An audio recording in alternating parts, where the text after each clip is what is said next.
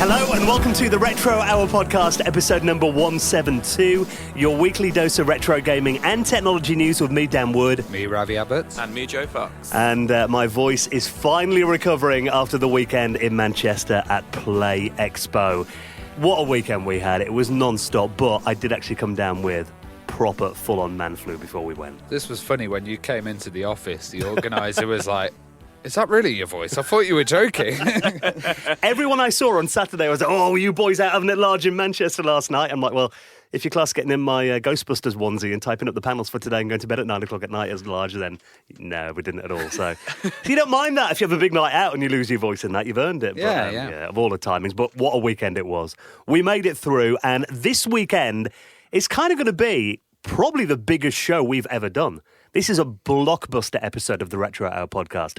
Not one guest, not two, but actually we've got three guests that we're going to bring you in the next hour. Oh, my God. Two of them recorded live at Play Expo. Now, Matthew Smith. Yeah, it was great to see Matthew there, actually. There was a lot of fans that came up to him, and they all got, like, personal items and a lot of photos taken with him. He was a bit spacey, as usual, old Matthew is, but it was quite a nice little talk, and they showed a film as well, didn't they, which was by a French filmmaker who it was kind of a tribute to Jet Set Willy as well. So we're going to be getting a bit of talk from Matthew as well, what we could capture, because, you know, being on stage and everything, you get a bit of feedback and stuff. So we've edited what we can. Yes, I mean, this is really going to be the highlights of the panels, because, I mean, we're showing movies and that kind of stuff too. We've chopped all that out, but really going to get, you know, the meat of the questions, a Q&A bit of the Matthew Smith talk, which is around 20 minutes long. And then we did a panel with Jake Habgood, who was behind Hogs of War, and we talk a bit about his time at Gremlin and, you know, some of the great titles he worked on there too. So we did that on the Saturday, and again, we chopped out kind of the bits where we show movies and clips and stuff, so that's going to be about 25 minutes. So we thought this week we'd run them back to back, let you hear a bit of a flavour of what went on stage at Play Expo in Manchester, and also going to be joined by Christian Simpson, who we did have on a few weeks ago, Perifractic's Retro Recipes, because, I don't know if you've seen this, there's been a bit of a groundbreaking discovery in the world of retrobrating. I found that really, really interesting. So I got a sneaky listen to it before, and just listening to that 5-minute clip gave me a lot of confidence in what he's got to say. Yeah. Because I'm terrified of taking my Super Nintendo apart, you know, and sticking some Tresemme on it or something, and bleaching it, you know, in a bag, and just it making that marbly effect streakiness. But a really, really interesting listen, and something I might try in the summer. Something even you could do, Joe. Yes, even me. So we'll talk more about that in just a bit, and all the best bits from Play Expo in Manchester. And we are going to have some interesting stories, including a new Xbox emulator that could be running very soon on your Nintendo Switch. Now, Play Expo, obviously, great weekend. Thank you to everyone that came along. And how many people came over and shook our hands and said, "Oh, it was amazing." Seriously, we couldn't walk across it without people saying thank you. And there were so many nice words from people. We loved it. I felt like I took Dan and Ravi into the marketplace after the talks, and I felt like Yuri Geller walking through Harrods with Michael Jackson. Honestly. That's not the best comparison. I'm walking them through, and it was like a press tour, like people just coming over to you guys. It was amazing, just saying thank you and stuff like that. And I was just like, bloody hell, I'm trying to take you to the Lynx games here, Dan. And there is a few people pointing on, that's handsome Joe. Oh, God. I'll tell you one thing that I saw there, though, the Spectrum Next. Yeah. My God. We'll talk about it in a minute. But okay. That was amazing. We'll chat more about that in just a sec. But if you did come over and say hello at Play Expo, it was great to meet everyone that came down. And we have got more events coming up. I'm going to be at Pixel Heaven next weekend in Poland. And then we've got Retro Spill Messen in Norway next month as well. So, busy summer for us as usual, isn't it? So, yeah, £14 a pint. We'll forget about that bit. So if you want to get links to where you can get tickets for all those events, we're all in the events section of our website at theretrohour.com. And actually, speaking of our website, that is where you can support the Retro Hour podcast. Of course, we are the weekly show. We come out every single Friday. We bring you everything that's happening in the world of retro gaming, special guests, all these events that we do as well. It would not be possible without your support. So we want to give a big thank you to people who've made a donation into the running of the show and really helped us out. Like this week, Craig Grist, Ed Barrett, Paul Edwards, and Carl Curras, who all made donations into the running of the show. And you can do the same. We accept PayPal through our website at theretrohour.com, and any amount you donate, you will earn your place in the Retro Hour Hall of Fame and get a mention in a future episode. Now, before we get into the news, speaking of big supporters of the Retro Hour podcast, The Economist. Now, these have been big friends of the show for months and months now. We really appreciate their support. And we've actually got a great little offer for our UK listeners. We would like to give you your own free print copy of The Economist. Now, we have said it before that The Economist is about, much more than just economics and finance. It covers so much in there: politics, business, what's happening in the world today, science, technology, even gaming as well.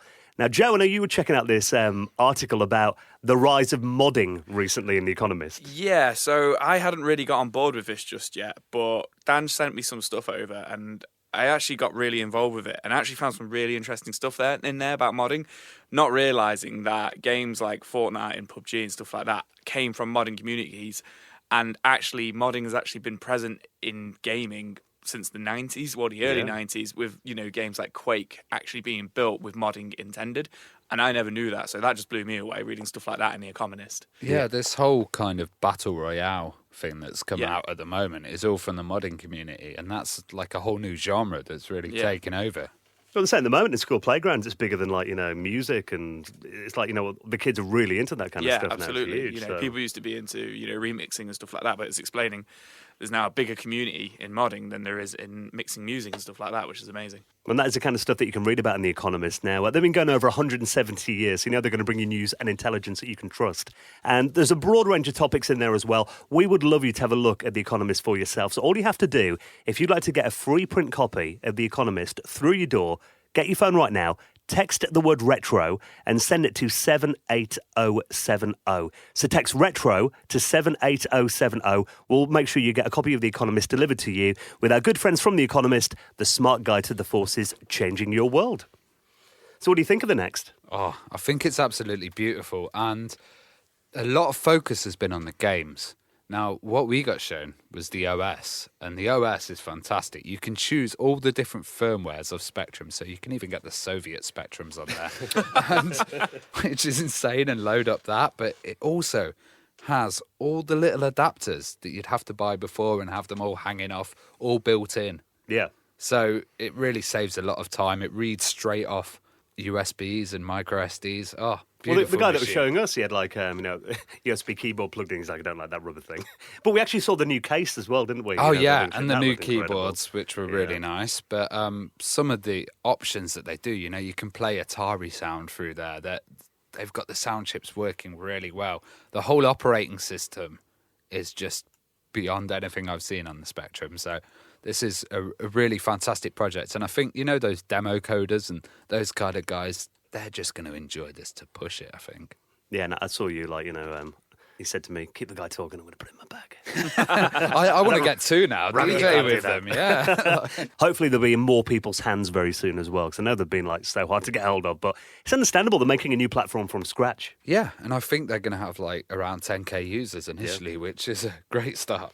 Yeah, so if you want to check out the pictures we took of the next, loads of people were snapping pics on their stand. Check out our Twitter at Retro Hour UK. Now let's talk about this original Xbox emulator running on the Nintendo Switch. Now the Switch is an interesting platform. You've hacked your Wii U. Mm-hmm. I know you've talked about that on the show before, and that's a system that Nintendo have kind of left alone now. And you've got a Wii U as well, haven't you? Do you play your Wii U much? I'm not going to lie, it's been packed away in recent months. I've not played it that much I've not played it this year. So it kind of comes out when you have a bit of a party. I'm the same with mine, but I think if you're going to bring it back to life, that's the way to do it, isn't it? But hacking the Switch, I'm a bit more nervous about, because some people are reporting that their consoles have been bricked and blocked by Nintendo and that kind of thing. But, this looks really interesting. There's a video that's been posted on YouTube by an Xbox fan called Voxel9, and he claims to be showing an emulator called XQEMU Xbox Emulator running on the Nintendo Switch, and he actually managed to load up a few games, including Halo. Oh, nice. I Now, wonder if it's online. well, apparently it's not out there at the moment, but if you look at it, he's playing Halo Combat Evolved, and the frame rate is probably around 9 frames a second. Yeah, I was watching, is it Jet Set Radio? I think it is. He's playing that. And I thought it was, a GIF. I don't think it is. I think it's just the frame rate. Well, apparently this video is sped up by 4 times. Oh, wow. So it runs really slow. Okay. I guess it's all software rendering. He probably hasn't got the hardware to access it yet. And when he does, it might be really fast, because the Switch has got some powerful hardware behind it. Well, you think, powerful enough to run the original Xbox, I'd imagine. Yeah. But what they're saying is the emulator that they're using on here is an open source Xbox emulator that actually is designed to run only smoothly on really top-end, high-end gaming PCs. So it is kind of doing a lot of stuff in software to kind of, apparently bit by bit, it emulates the original Xbox GPU in software. Oh, okay. So that is, I imagine, quite a job. And you can also overclock the Switch. People have been messing about and overclocking it and stuff, and it doesn't get too hot or anything. So there is potential. It explodes in your hand. Potential for mods. So recently they kind of blocked the mods, but Team Executor, who seem to be the ones that are releasing it, released SX OS and Sexy OS. Yeah. And that's compatible with all the stuff. So you can boot the original firmware, boot some custom firmware on there, run all the old stuff, but also it's future proof. So they're saying that anything that is built with this OS in mind will not be removed later by Nintendo. It's not going to get bricked. Yeah. That would be my biggest fear. Apparently reading about this emulator as well as it runs on Linux, and they reckon that the Linux distro actually boots from the SD card, so the actual OS on the Switch doesn't know about it. I mean, they reckon the only way Nintendo might be able to tell is if the clock changes without the Switch OS doing it, then it might be like, hang on, what's going on here? Yeah. So there is tiny little things like that they reckon Nintendo are looking at. So little disclaimer, we're not saying do it, but, the information is out there if you want to discover how to do it. But since it got, hacked last year, that exploit was found. People are doing some interesting stuff with the Switch at the moment. Yeah, but I'm also finding out that a lot of the information is also disappearing offline. So videos that of people doing it, for example, Modern Vintage Gamer got taken down by Nintendo. Guides are being taken down. So if you do find it, save it on your hard drive and keep it. Yeah. Reminds me of future reference. Reminds me of back in the day when you'd go to school and you didn't have the internet at home and you'd save the web pages on a disc to take home and read them later. I was going to go even more old school than that. When you go to Asda with your parents and you go down the gaming magazine bit, get on your hands and knees and write down things that you can do from cheats and stuff. You didn't rewrite the articles, did you? Yeah, absolutely. Come back in 5 hours, Mum. I'm just going to copy this out. Used to always do it. I thought you were going to say at least photocopy them. So, if you want to check out more about that. It's an interesting video. Some people are saying, though, because he's showing it, but he's using a Pro controller away from the system, so you don't see his hands on it. Some people are like, well, there's a YouTube app on the Switch now. Yeah. How do we know he's not just running a video? Yeah. Which it could be, because he's disabled comments and everything on the video, so there is a chance it's out, but it's cool to see people doing stuff like that, so if you want to check it out, I'll put a link in this week's show notes at theretrohour.com. Now, one thing being retro gaming hardware enthusiasts that has plagued us for many years now is our lovely old systems not looking quite so good after we've had them for quite a while. I believe it's often termed smoker's yellow that they go. We've all got systems that have gone that horrible yellow colour, haven't we? Yeah, I tried to retro bright one with some bee blonde, but it's ended up going back to yellow. So I'm not risking it. Well, I've tried it on.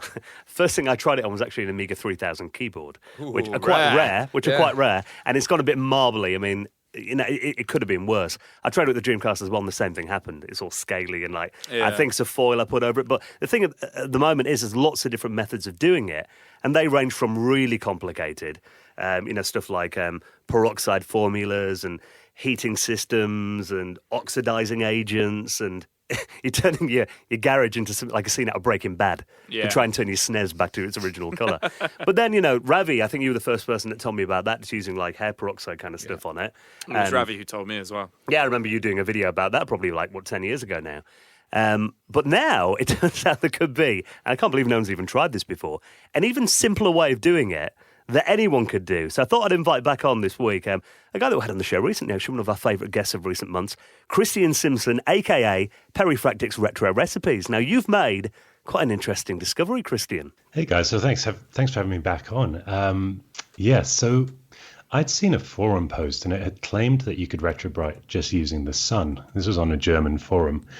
And this didn't seem right, because obviously people always use peroxide and ultraviolet light, all kinds of things. But actually, it really appealed to me because I love the idea of not having to dismantle a machine if you don't otherwise need to. I think even the best repairers out there have probably lost a screw or had a spring fly off into the dog food or, whatever happens. So there is a definite benefit of not dismantling. So I gave it a try. I took a few bits of gear outside and I filmed this. It's in a video now on the Retro Recipes channel. And I was blown away. After day one, just from the sun, there was definite noticeable de-yellowing. And I had this Macintosh that had one of those Polaroid filters around the screen, so it had like a ski goggles suntan, where the rest of the case was, yellowed and smoker's yellow, as you would call it. And even that became hard to see, that contrast, and the rest of the case started to turn back to the color that was the original color under where the Polaroid filter had been. So yeah, that's the basics of the idea, and I was stunned. So I thought, I've got to share this with the community and get people trying it. Because I remember you mentioned in there as well that, someone was talking about the fact that bones in the human body are not actually white, but when they're left out in the sun in the desert, for example, they do turn white. That was kind of the science behind the theory, I guess. Yeah, that was what made sense to me. Bones, I don't know if you've looked at your bones recently. Not for a while. I guess the kind of greyish yellow, ironically yellow, not actually the same process going on here at all. But the other example I show like a sun lounger or a chair that's been left outside and is bleached in the suns. And then obviously your hair can go blonde in the sun.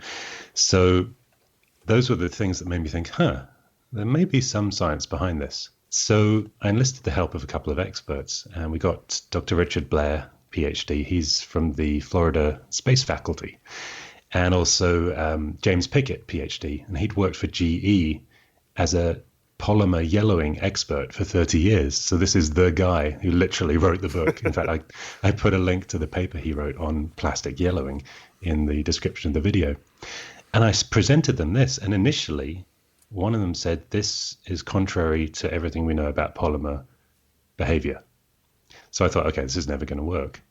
But he did an experiment the same day that I did, my first test, and he put a cloth over half of a yellow WinBest keyboard. And after the day was up, he took the cloth off. And this is actually the thumbnail for the video because it was so good. Half of the keyboard has retrobrighted, and it's amazing.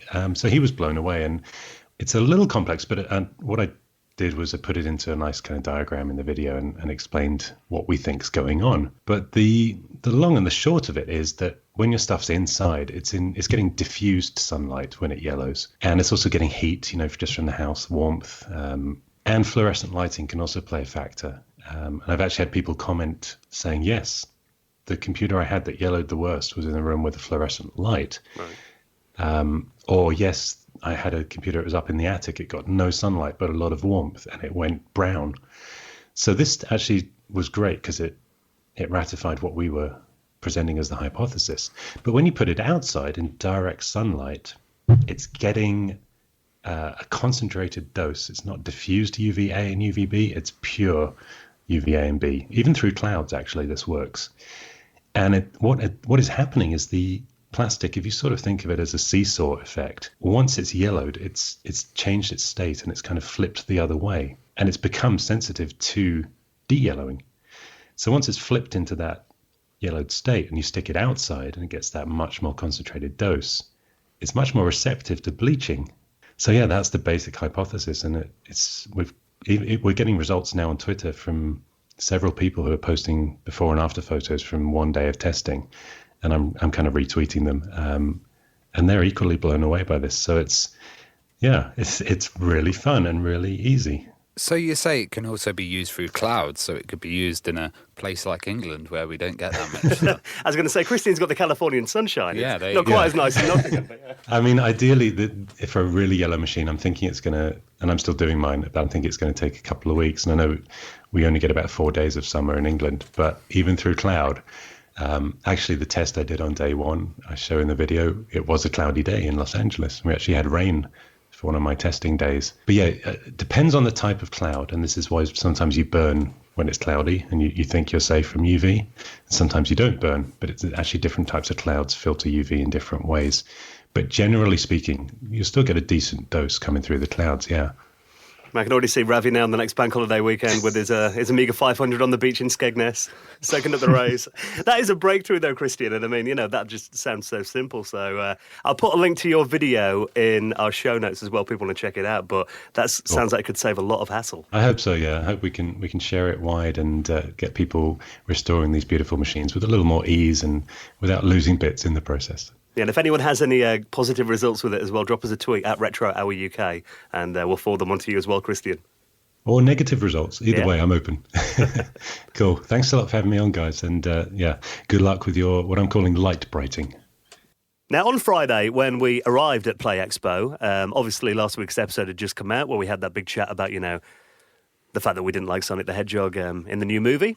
And then we suddenly got a load of tweets through going, guys, they've actually changed their mind now and they're going to be redoing Sonic in the film. We're like, we recorded the show 2 or 3 days ago. So the timing on that wasn't great, but it turns out they've listened to the fans.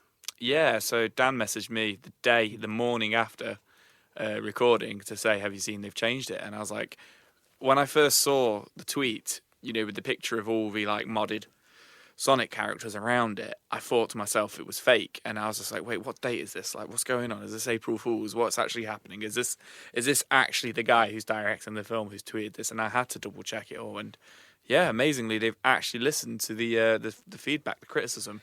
They seem to be doing this a lot, Sega, actually, listening to people. Like, when the At Games console was released with awful sound, they said, right, we're going to stop, and we're going to actually drop At Games and release a decent Mega Drive. So, it seems like they're actually caring. It's good to see that. But my question was, how much is that going to cost? Because that's a lot of effort to go in there. A bit of CGI.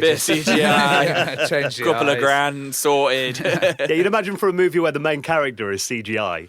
Yeah. That's a lot of frames of animation to redo again, isn't it? So the movie was meant to be out in November.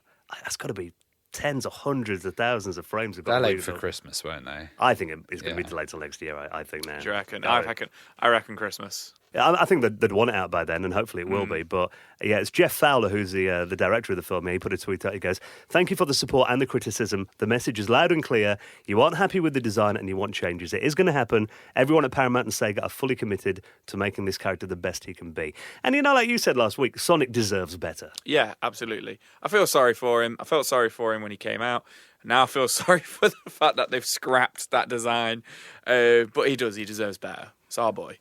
Now, one thing about the trailer that a lot of people were commenting on was the fact that it had Gangster's Paradise in there, by Coolio. Yeah. Oh, yeah, from the film Dangerous Minds with Michelle Pfeiffer. That was one back in the day. Well, everyone was a bit like, why is that song even in there? So a few people had a little play around, and, if they're changing the Sonic character, maybe they could change the version of Gangster's Paradise in there. What about this?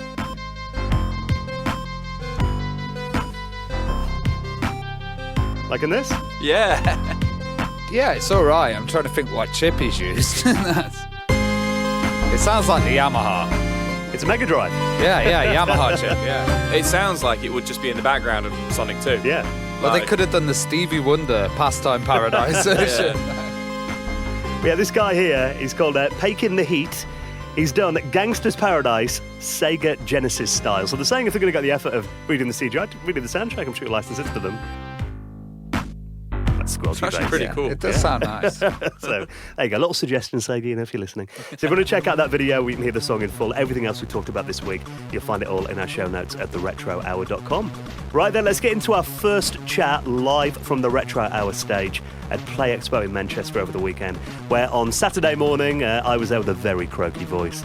Ravi on stage with me as well, and we're joined by Jake Habgood, the man behind Hogs of War, to talk about developing that game and a bit of history of Gremlin and infograms as well. So let's get into that panel. And it's our pleasure to welcome the man behind the legendary Hogs of War. Welcome to the stage, Dr. Jacob Habgood. Now, Jacob, you worked at Gremlin Interactive. What was your favourite title when you were there? I really enjoyed the old titles. The Zool was classic. a particular favourite of mine. And it was games like Zool, Monty Mole, I suppose, that had made me aware of Gremlin and made me want to come and work for them when I graduated in, 1996? And you recently contributed to Chris Wilkins' book as well, around Gremlin from Retrofusion. I've contributed to a number of books, and I've written books myself that sort of remake Zool. We did a book where we remade Zool in Game Maker, which is good fun. And Mark Hardisty's book, the Gremlin in the Works, that's a fantastic sort of history of Gremlin's game development. So remember, Zool was always kind of talked about like it was the Amiga's alternative to Sonic the Hedgehog, wasn't it? Yeah, it was absolutely. And I don't think many people realised that in its day it was selling as many copies as Sonic the Hedgehog. And, if the Amiga had taken a different course, perhaps we'd sort of be around celebrating Zool and not so much Sonic, or at least complaining about a remake of some movie with him in. Well, Gremlin turned into Infograms, and that was based in Sheffield. And you started to do work on PlayStation games. Yeah, so I joined Gremlin Interactive in 1996, so they were still called Gremlin at that stage. Loaded had just been released as a release title on the PlayStation 1. So as an undergraduate, I had a PlayStation 1, and I was playing Loaded and thinking this was a really cool game, and I'd very much like to go and work for Gremlin. And I applied to work there and was over the moon to get my first job there working in Sheffield in Carver Street. My first title that I worked on was actually a game called Reloaded, which was the sequel to Loaded, but not nearly as good. And you worked on Judge Dredd as well. Yeah, Judge Dredd. I worked on a whole load of different games at Gremlin, but largely I had the pleasure of writing the memory card systems, which is a pretty dull thing to do. So I wrote all of the memory card systems for a whole range of different games on the PlayStation 1. But it was Reloaded that was my sort of first. I was a front-end programmer on Reloaded. And then Hogs of War was my first sort of lead project. Well, before Hogs of War, were you guys playing a lot of Worms or into games like Worms Armageddon, which was quite big at the time? Yeah, absolutely. And Scorched Earth as well. So, I think often people, and I'm sure it's going to come up, people say that Hogs of War is Worms in 3D, and that's kind of what it is. But people forget sometimes that Worms itself has forerunners, and that kind of game mechanic was established many years earlier than Worms itself. Well, why did they choose World War I as a setting? I guess we thought that there was a lot of scope there for sort of black humour, and we were very much into Blackadder. And felt that there was a sort of trench humour that could work really well and be quite cynical about the war.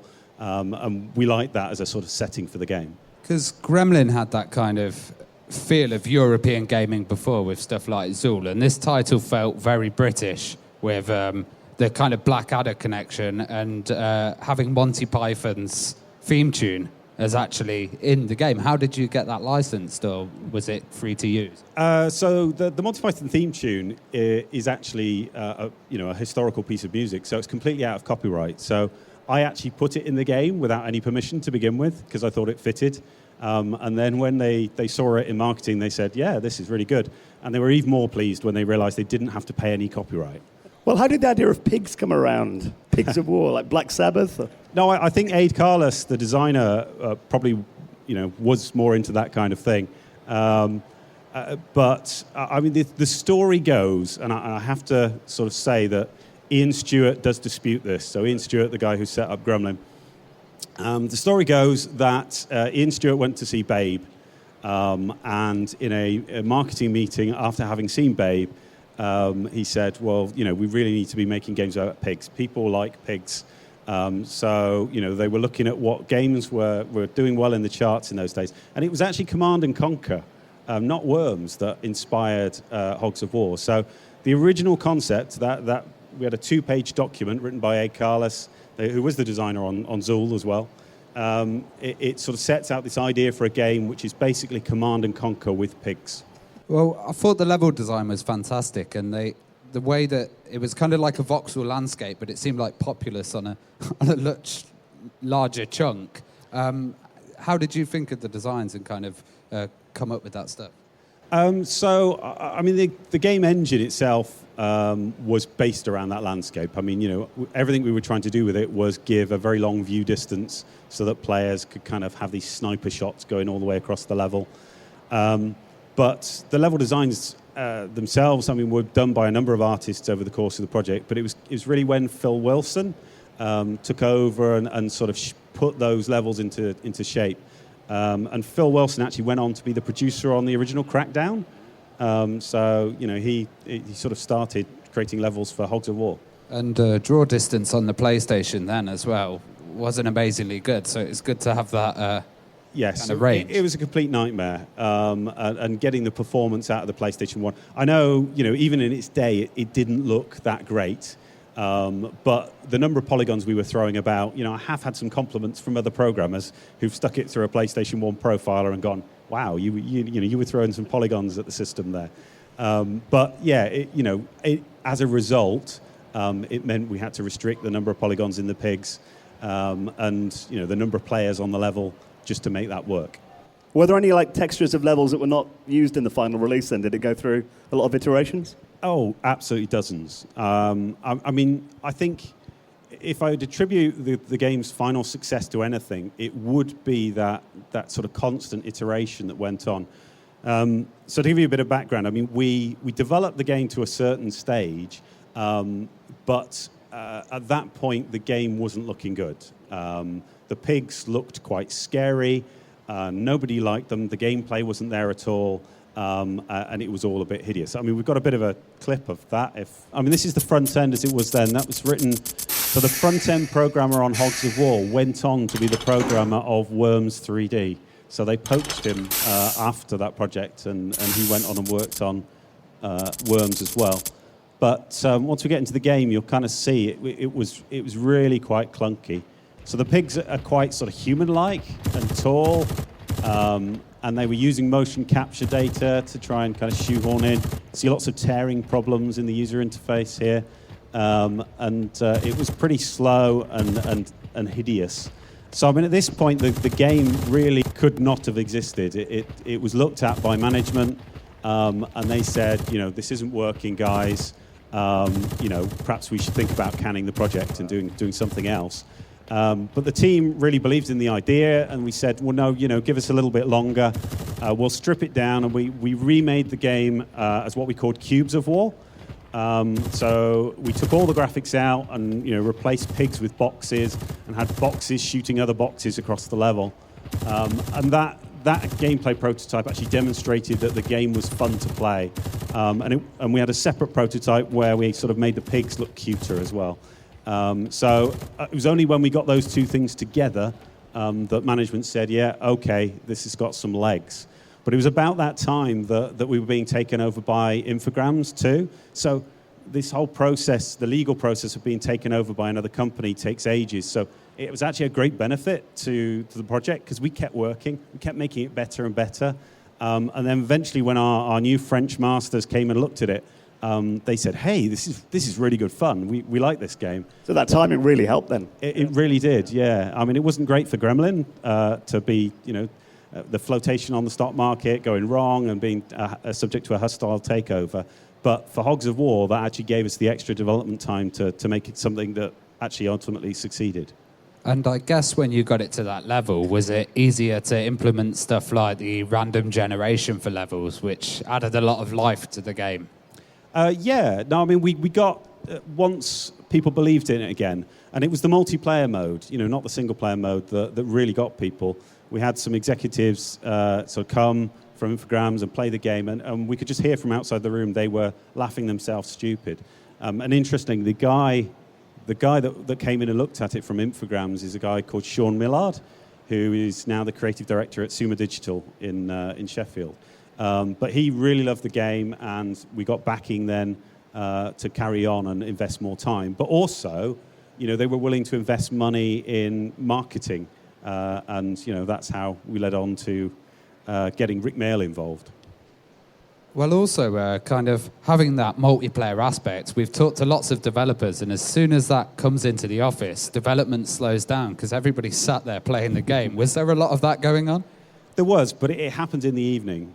So we would create builds during the day, and we would literally go around to Phil Wilson's house and play it until midnight, and then we'd get up the next day, work on the game till the end of the day, and then go around to his house again and play it till the end.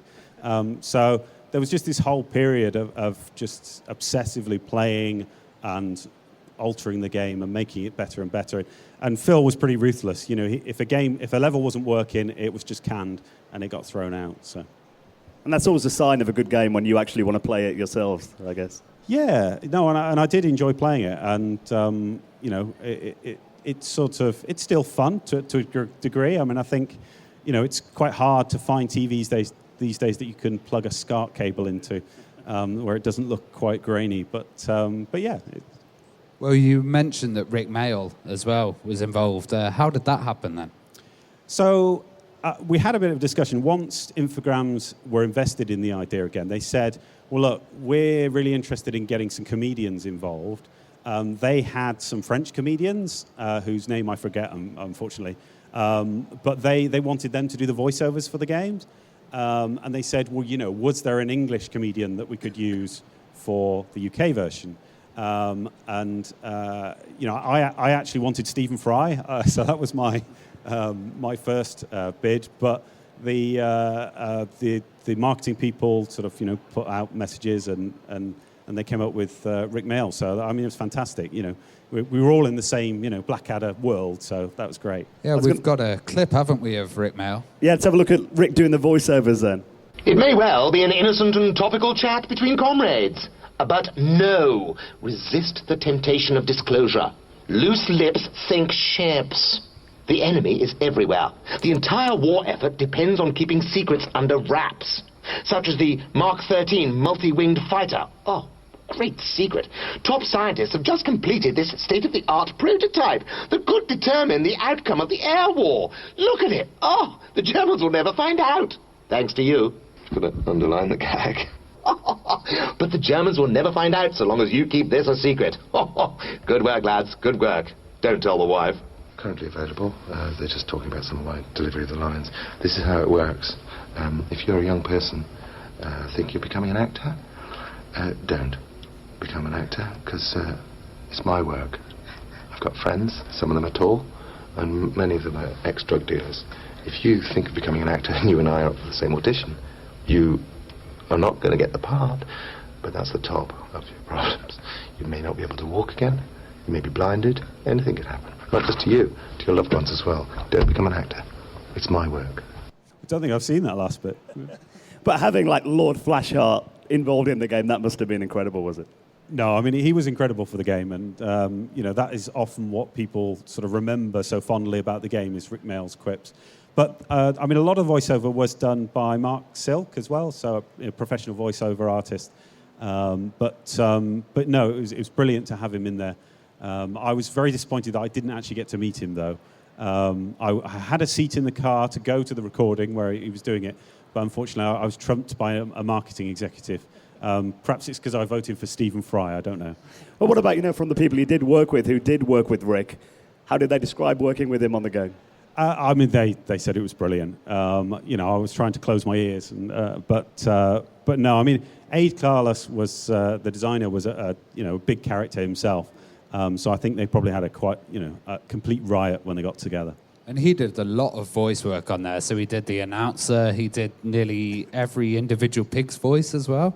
Because wasn't each team had 4 pigs, and then each one had a different voice? Yeah. Although not all of those are Rick, as I was saying. I mean, I think probably he only did half of the pigs, okay. And the other half you might think they're Rick, but they're not. Was he a fan of the game? Was he much of a gamer? Do you know?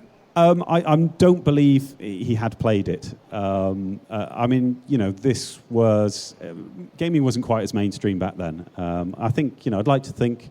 If he was still with us today, he'd be well into gaming. And big Fortnite fan, I think.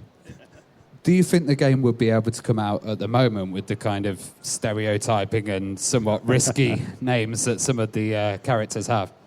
Yes, there is a certain sort of level of xenophobia behind the game. I mean, I think it was even-handed, though. I think, you know, what it was trying to do is take the mickey out of... So if you play the French version of the game, it is taking the mickey out of English people with English stereotypes. If you play the German version of the game, it's taking the mickey out of the French and the Germans. Everybody got it, really. Yeah, so it's all, you know, Infogrames and even Gremlin were very much into selling their products across the whole of Europe. So they were all very much localized to appeal to those audiences. I think, the very fact that it spent 10 weeks at the number one in the charts in Germany, for a game about World War I to be number one in the German charts for 10 weeks was something else. And there was a German rock band that wrote a song about it as well, which was very bizarre. And you had a lot of FMV in there as well. So there was FMV, the sound, and all of the gameplay. How did you manage to fit it all in the disc? Tony Crowther's amazing video player. So Tony Crowther was, he's the guy that sort of wrote some of the early 8-bit games with Gremlin. And he's still a senior engineer at Sumo Digital today, working on games like Crackdown, etc. He had a video player which could do a very good job of squeezing, stuff onto a PlayStation disc. But there wasn't actually room for absolutely everything in all the versions. But no, so there was a lovely animation sequence that the artist spent absolutely months working on, that's sort of telling the story of the pig going off to war, which was canned from the final game. Partly due to space, but partly because it's got a slightly unsatisfactory ending. But I think we've got that. If we can show that would be really cool. Yeah, let's have a look at that now, please. But you can see, actually, think how big was a PlayStation disc? It was 700 megabytes. I imagine that would have took a pretty big chunk of the disc up. Yes, that would have taken a pretty big chunk of the disc up. And I think the marketing department felt it was a bit too grim, a bit too dark. Well, speaking of that World War I theme, there's one thing about the game is the weapons were realistic. It didn't go down the Worms route of donkeys and grandma and that kind of thing. Was that a decision that you made early on, or? Yeah, we were very conscious that we would be compared with Worms, but so we did, try and keep some distance between what they were doing and what we were doing. When the game was being developed, we were always worried that they might come out with Worms 3D before we came out with Hogs. But I think we read a newspaper article at the time that said, well, no, they've given up on Worms 3D. It couldn't be done. They were sticking to 2D versions of the game. So at that point, we felt, well, okay, we've got a chance here to kind of make our own space a little bit with the 3D version. Well, Worms 3D came out 3 years after that. What did you think of the game? Yeah, it was good. And I think, our front-end programmer on Hogs did a good job of taking on board some of the experiences that we'd learned in Hogs and taking those to Worms 3D. They had the destructible landscape, which I think we would have loved to have done, but probably wouldn't have worked on PlayStation 1 consoles.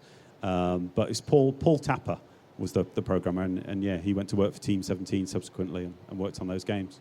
Was there a plan to do a sequel at that stage then, or any talks of it? What happened there? Yeah, there have been a number of planned sequels over the years. So we were going to make Hogs of War 2 almost straight afterwards.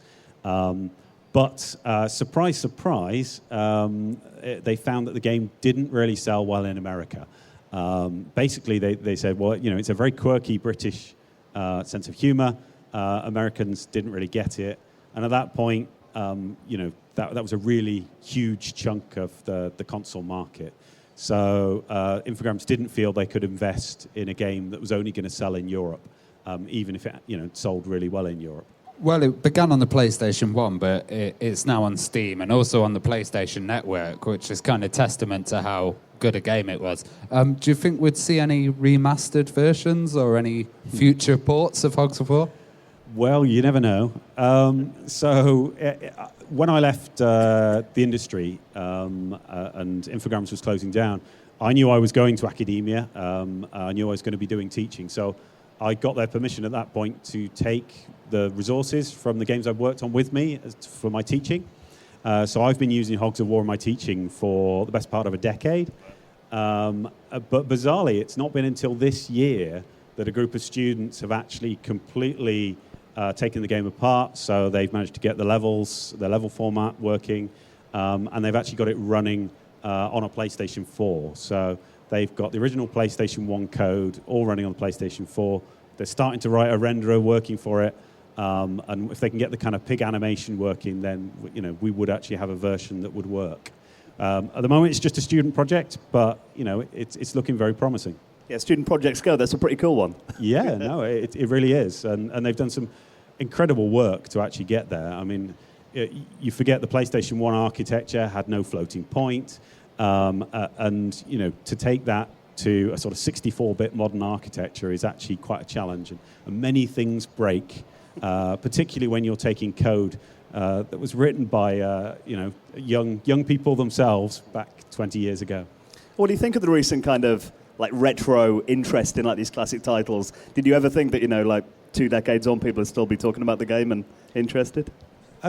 No, I mean, it's really nice, I suppose, that the games that we sort of remember fondly are still there to be played. I think, you know, that there really is this sort of danger that some of these games might get lost. I think particularly nowadays, where with, you know, digital downloads and day one patches, it's kind of almost impossible to own a version that you can just kind of keep for posterity. I mean, in Sheffield, the National Video Game Museum has sort of moved to Sheffield recently, and I think, you know, one thing they're looking at is trying to preserve games and make sure they're there for future generations to enjoy.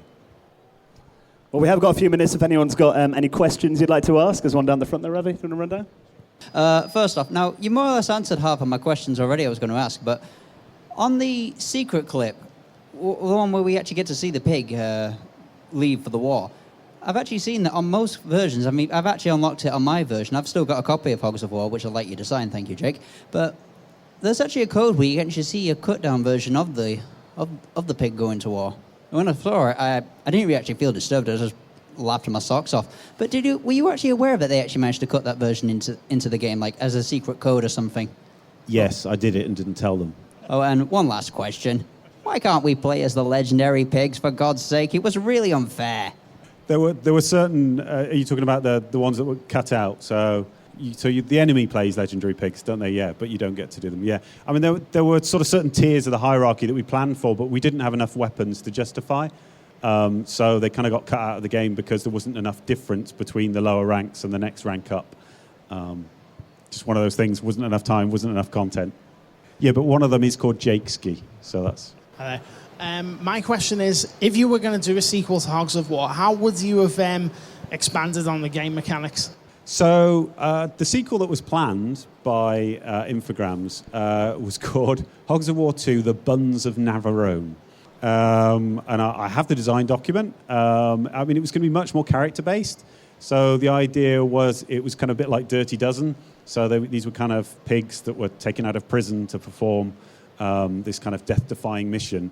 And I think, you know, the designers were really wrestling with this that in the original game you had this sort of leveling up mentality of the pigs. You could promote them through the ranks. You could name them as a grunt and see them go up through the ranks and give them different abilities by taking them in different directions. What the designers wanted with the sequel was more that, you know, you'd have a real personality in each character. Thus, the upgrades wouldn't have changed them quite as much, but it allowed them to sort of put kind of characters that would have worked on PlayStation 2, put that much more detail into them. And I think it would have been really interesting to have seen. First of all, thank you. I'm sorry I'm late to the party, Jake. Just going on from the guy, the question the gent had at the front. You said about a PlayStation 4 port. Now, obviously, you said about rewriting code and things. The levels that you said that you had not enough weapons, do you think that they'll actually come on to, hopefully, a remastered version? Do you think that would be a possibility? I don't know. I mean, at the moment it's just a student project. The students have taken the attitude that they're just trying to get the original code working on a PlayStation 4. They've tried to stay away from the original code and messing with it as much as they can. Adding additional weapons and things, would certainly add to the scope of that. I mean, who knows? We've had some really cool student projects over the years. We've shipped PlayStation 4 games from our Steel Minions game studio at Sheffield Hallam University. So, it's not impossible, but at the moment it's still just a student project. So Are you teaching at Sheffield Hallam? Yes, I teach at Sheffield Hallam, and I run the Steel Minions game studio there. So, we're PlayStation developers. I couldn't stay away from PlayStation even when I went to university. Okay, well, it's been wonderful talking to you, Jacob. Thank you so much for coming on and sharing the memories of Hogs of War. Please give a big thank you to Jacob Habgood. Thank you. That was Jake Habgood, recorded live on the Retro Hour stage at Play Expo in Manchester on Saturday morning. And now we're going to go into a great little celebration of Jet Set Willie's 35th anniversary, hosted by Paul Drury of Retro Gamer magazine with the legendary Matthew Smith. Hello, welcome everyone to Play Expo, but also welcome to this event, which is to mark the 35th anniversary of the release of Jet Set Willie. My name is Paul Drury. I'm assisted, as I always am, by Martin Carroll, who does all the fancy things on screen. And we both write for Retro Gamer magazine. Now, our magazine has featured Jet Set Willie and its predecessor, Manic Miner, many, many times in its pages. And that's not surprising, because both those games are some of the best-loved and most iconic titles from that whole 8-bit period. We're absolutely delighted to welcome the creator of those games, who is just as intriguing and unique as the games themselves. The other thing about Jet Set Willie is that it inspired people. Not long after the game was released, various tools came out so people could make their own versions of Jet Set Willie. Probably one of the first examples of a mod. Someone here has been inspired to do more than just make a mod of the game. Italian director Paolo Sant'Agostino, has actually made a film all about Jet Set Willie. So without further ado, please could you give a warm welcome to Matthew and Paolo.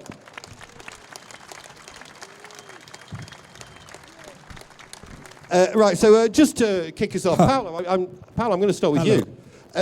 Paolo, can you recall the first time you actually saw Jet Set Willie? I was 11 years old in my home in Italy, and my brother, that is older than me, 3 years, he brought the game home. So we were already Manic Miner fan, so it was great to see the sequel, and it was really exciting. What was like your first impression of the game? You said you were a Manic Miner fan. What was your first impression as you saw this was a very different kind of game? Yeah, I mean, what I think is special is for me is the freedom. Just the first time I was playing, I was like, okay, look, I want to see the house. I don't want really to collect all the items. So it was something like exploring more than have the mission of the game. So this was the first feeling of freedom I had with video games in my life. And then this kind of freedom I later enjoyed with other games, sandbox games, but this was the first one, so...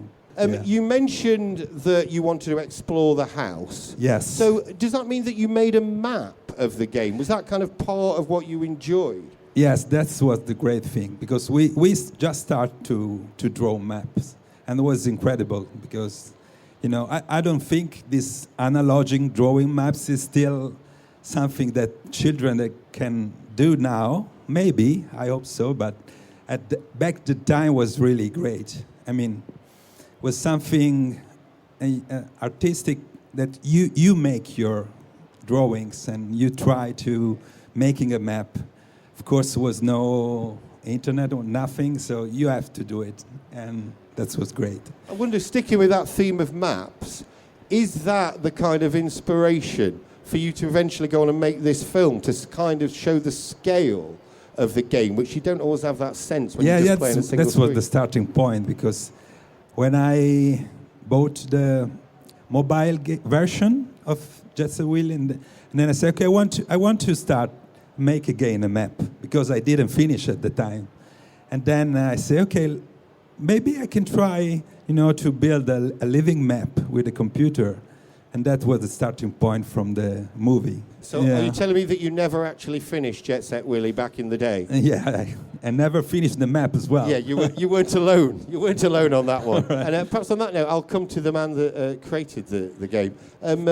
Matthew, so you had finished Manic Miner in an 8-week flurry of activity. Jet Set Willie took a lot longer. The implementation was the culmination. It was 8 weeks total implementation. But a a lot of the actual design went on in that time as well, because a lot of that wasn't used directly. So when you actually came to start on Jet Set Willy, Yeah. what was the original plan? The original idea for Jet Set Willy would have turned out more like Attic Attack instead of being an obvious follow-up to Manic Miner. Wow, so hang on, you've not told me that before. So you're telling me that Miner Willy was originally not necessarily going to be in this mansion. It was going to be in a more kind of free environment to explore. Yeah, in the sort of where there was the original plan still had the party was still going on. Oh, really? That sounds cool. Yeah. Tell us about some of the process. I mean, were you literally drawing rooms out on graph paper, or were you just doing it all straight on screen? No. It's all either partly drawn on paper and then directly done in binary. But yeah, squared paper was the best. But I did a lot of the levels that I remember drawing out on graph paper. Are all the boring empty screens in the middle of the left of the house. Perhaps you could give us an idea of how development went. I mean, was it a smooth process? I've recommended by my therapist that I don't talk about that period of my... Yeah. I mean, I know we're here to celebrate the 35 years of Jet Set Willy, but if... My memories of the development time were not actually something that I have very fond memories of. I wondered, with this much distance, 35 years, is it possible for you to divorce your memories of that stressful time and actually appreciate the thing that you created? No, it's an old Spectrum game. I mean, yeah. If I'm being honest, I'm not here to paint a rosy picture of development hell. Had I ever got paid for the effort, then I could satisfy myself with that. But it wasn't pleasant, and I didn't get paid, and celebrate that. Yeah, sorry to send you back to that dark time. But on a brighter note... anyway, Paolo, I'm going to come back for you. At what point did you realise that you could use the game engine to actually make the film? Because I was playing with my editing software, Premiere, and I just record some rooms, and then I put Willy, and I cover him with a black, and then there was this empty room with the monster. So I say, okay, let's do all the 60 room like this, and then I was starting. We did hear some voices, some of them back in the day. Yeah, some Chris of them Cannon is here, one of the lead voice. Chris Cannon, there, who worked at Bug Bites and then Software Projects. Well, and Chris, there you go. Paolo, is there anyone that you would have liked to include their voices in the film? Anyone that you just didn't quite manage to get hold of? No, actually, I want to... My dream was to have also, as you know, Clive Sinclair here with us. That's good with my dreams. Right. He was in the film, though, wasn't he? Talking about... but I took from a BBC interview. Yeah, that's what... One more question, Paolo. You should have had the quote for from the Micro Men film, where Alexander Armstrong says, "My life's work and all the remembrance, Willy." Yeah. Right, yeah, that's a lovely memory. Actually. Paolo, could I ask one more question? Yeah. Well done for getting ringtone. Well done for getting the film done. Have you got any plans for it now? Are you taking it on tour or maybe a physical release? I don't know yet. I hope to, I don't want to talk also with the Jet Set Willy fans. I would like to, to talk with people that doesn't know nothing about these two games, Manic Miner and Jet Set Willy. So that's my goal. I hope to, I have to find some help, of course. I hope to find some people that can help me to bring this work. Well, if there's anyone in the audience, come and find Paolo afterwards. He'd be delighted to talk. Yeah. Matthew, I'm going to come to... So you're not tempted to put it on YouTube or anything? Yeah, I mean, not now, because I want to try some festivals. And then after, of course, I want to put on internet. Matthew, I'll come to you. Watching your game on the big screen like that, I just wondered whether you could appreciate it in a new light. No, because I was staring when I was writing it and testing it. I was staring at it so it might as well have been on a big screen like this because it was that I was staring at it that hard. Seeing all the screens working together is actually how it was. Yeah, what was in my mind's eye as I was doing it. So it very much brings me back. You know, as one of the voices on the documentary said that friends didn't recognise your talent, and neither did you. Is that true? I think I was just good at faking modesty. No, because we're very competitive.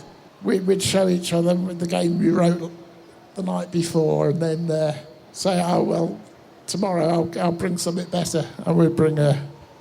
So was it important that you were a part of a scene? Was it that community that actually helped you produce the game? Well, it was always vital to be a member of an active software piracy community, or else you couldn't afford the tools, or even know which tools are available and where. There's it's the days before the internet. It was vital to actually physically meet because we couldn't even. Couldn't email or... Chris and I, we did manage to send Spectrum program across a telephone line. Before you not using a modem? Yeah, no modem, just cassette out into the tape and into the phone, and then save on one and load on the other. And we got across the Mersey with that. Well, there you go. Wonders never cease. Okay, I'm just going to ask you a few more questions, then I'll open it up here. I just wondered, Matthew, are you surprised that we are still talking about Jet Set Willy 35 years later? Did you expect that at all when you'd finished writing it? I think if I'd written a third game, if I'd written 20 games, then the two that I did finish would be less significant, I think. But maybe it would be a footnote it would only be the first 5 minutes of this show. Put it that way. Matthew, thank you very much. And so now it's time to open it up to you, the audience. I believe that my good friend Ravi there from the Retro Hour has got a roving mic, is that right? So in the traditional method, if you could stick your hand up, if you would like to, hey, there you go. If you'd like to ask Matthew or Paolo or both a question, and I will pass you this. Well, first of all, I'd just like to say thank you very much. As a 15-year-old boy sat in his bedroom in a 6-week holiday, and to be able to see what I was actually playing without actually struggling playing, it was really nice to see all the rooms together. Not thinking the next 2 seconds I'm going to lose another life and have to start all over again. It's just so nice that I've got such good memories, and sadly you've got such bad memories of those times. It was work. You can have a rough day at work, and it's you get by thinking about the money. And but if you do the work and you don't get the money, then the only memory you want to take away from that is how not to do it is not to do it again. And so I never did.